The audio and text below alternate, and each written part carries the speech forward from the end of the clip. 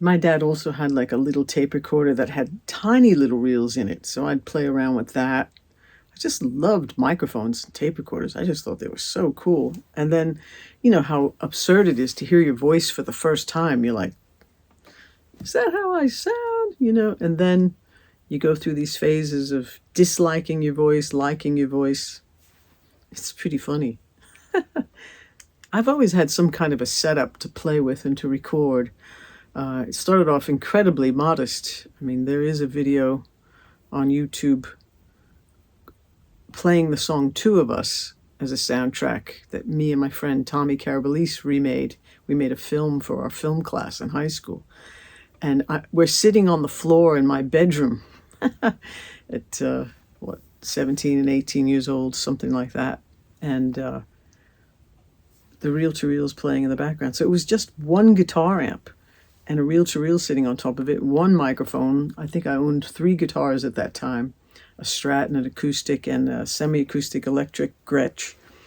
And that's how it was. I was just writing lots of songs and making lots of recordings on the 4-track. It was great. I was in heaven.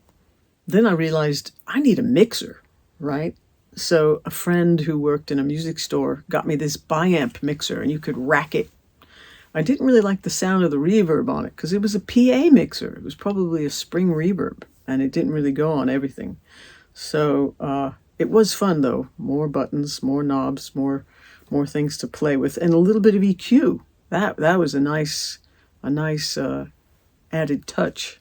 I did go to Berklee College of Music as a student in 1978, and I loved recording even more and songwriting even more.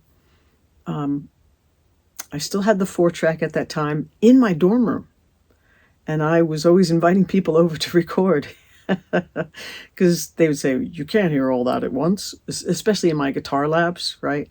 I had Mark French, and I had him for a reading lab, and we were playing these beautiful charts arranged by Bill Leavitt. And, you know, the class would mess up the parts because we were all sight reading, you know. So I asked Mark, you know, can I have a copy of these arrangements of all these parts so that I could bring it home and record them all at the same time? And he said, you can't do that. That's impossible.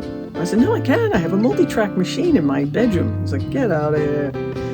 And so then I asked Charlie Chapman, and Charlie made the copies for me, and I recorded one of my favorite arrangements of Bill Leavitt's so I could hear all the parts. I think it's out on a disc of mine called Always and Forever. I think there's a whole bunch of little standards and things I recorded for my dad. And Bill's arrangement of Soon It's Gonna Rain was the one I just loved the best. It was such a beautiful arrangement. I just wanted to hear all the parts correctly, you know? So I recorded that on my 4-track.